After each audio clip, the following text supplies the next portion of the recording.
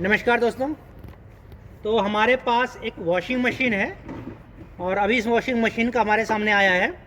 इसको मैं बताना चाहता हूँ कि इसमें क्या क्या पार्ट्स होते हैं और कैसे काम करता है ये। तो सबसे पहले हमारा ये मेन लीड होता है जो कि 3 पोल का होता है।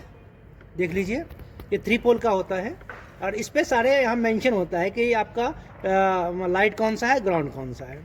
तो ये मेन लीड है और यहाँ पे ये सारे कनेक्शन आ रहे हैं।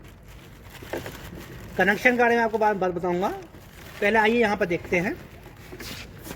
ये हमारा वॉश मोटर होता है जो आपके धोने के लिए होता है। इसमें भी 3 वायर होते हैं और ये वॉश मोटर के ऊपर एक पुली लगता है जो कि बेल्ट से कनेक्टेड होता है और बेल्ट जो है वो आपका गियर बॉक्स में लगता है। तो वो वीडियो मैं बाद बताऊंगा। फिलहाल मैं आपको इंटरनल वीडियो बता रहा हूँ ताकि मशीन खुला हुआ है, इसका इंटरनल कैसे शो करता है वो मैं बता रहा हूँ आपको। तो ये हमारा आपका वॉश पुली होता है, इसको वॉश पुली बोलते हैं।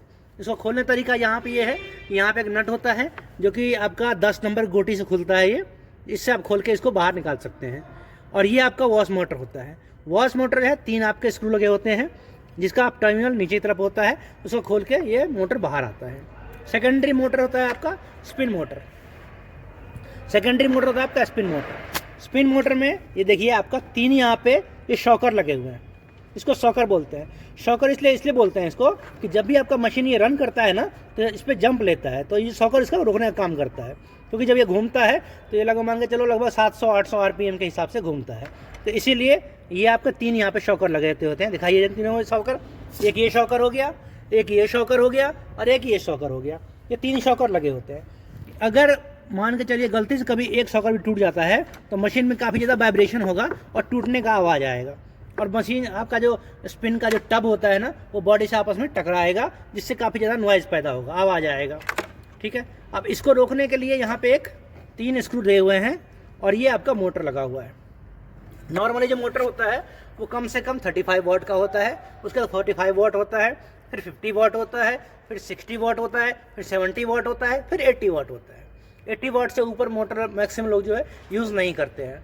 बस इसी में क्या है, कोई कॉपर यूज़ करता है और कोई आपका एल्युमिनियम यूज़ करता है।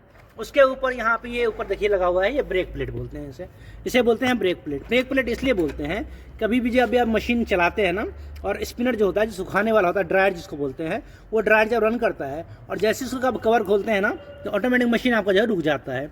तो वो यही काम करता है। जब भी आप ढक्कन खोलते हैं, ये देखिए मैं जैसे इसको खींचूंगा ना, ये देखिए खुल गया ये, और जैसे ढक्कन बंद करूँगा खोलूँगा तो ये आपका लंबा लग जाएगा, इसमें ब्रेक लग जाएगा। यहाँ ब्रेक शू बना हुआ है, देखिए यहाँ पे दिखाइए रहा नज़दीक से, ये देखिए यहाँ ब्रेक शू बना हुआ है बतौर। ये खींचता है बंद होता है, खींचता है बंद होता है। जब ढक्कन खुलेगा तो आपका जो है ये ब्रेक लग जाएगा और जब ढक्कन बंद रहेगा तो ये ब्रेक ऊपर हो जाएगा, तो ये मशीन चलने लग जाएगा। अभी देखिए ये मशीन चल रहा है, ठीक है। जैसे ब्रेक लग जाएगा ये देखिए ये मशीन जो है ना बिल्कुल इसको ब्लॉक कर देता है। तो ये ब्रेक प्लेट इसी का काम करता है। इस ब्रेक प्लेट के ऊपर और मोटर के बीच में एक ये पुली लगता है। आपने देखा होगा यहाँ पे ये वॉश पुली होता है और यहाँ पे इसको स्पिन पुली बोलते हैं। स्पिन पुली जो है एक टर्मिनल आपका मोटर से लगा होता है और सेकंड टर्मिनल पे जो है आपका सीधा आपका वॉश टब जो है वो आपका फिक्स होता है, जिससे रन करता है। इसको घुमाएंगे तो ये आपका स्पिन टब जो है ना वो रन करता है। तो ये इंटरनल होता है इसमें। उसके बाद ये कनेक्शन आता है यहाँ पे। अब देखिए यहाँ पे एक कैपेसिटर लगा हुआ है।